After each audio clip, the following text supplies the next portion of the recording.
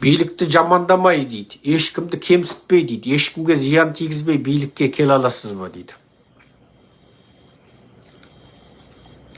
Бұғаттай салайыншы сені. Сен өстіп ойлағаның үшін де бұғаттай салайын балды. Балды, сен тыңдамай ақ қой. Сен билікті жамандамай дейді, ешкімге зиян тигізбей дейді. Билікке келе аласыз ба дейді.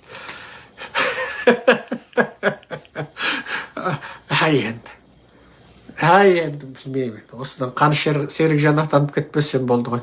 Осындай қазақтарды көргенде тура басын шауып тастағым келеді. Тура шауып итке тастағым келеді.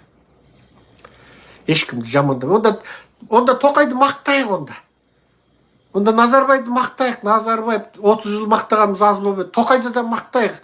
Мақтап жатқандарың аз болып еді. Мақтап, ойбай, сен жақсысың, кереметсің. Болды енді, әйей болпасың ғой сен енді. Әйей болпасың, енді тағыңды бере ғой.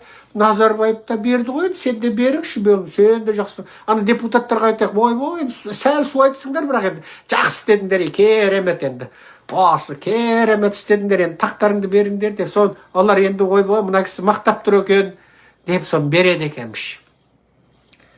Енді осындай есек бастарды қандай ата-ана туады екен енді. Құдай өзі кешсін енді. Құдай өзі кешсін.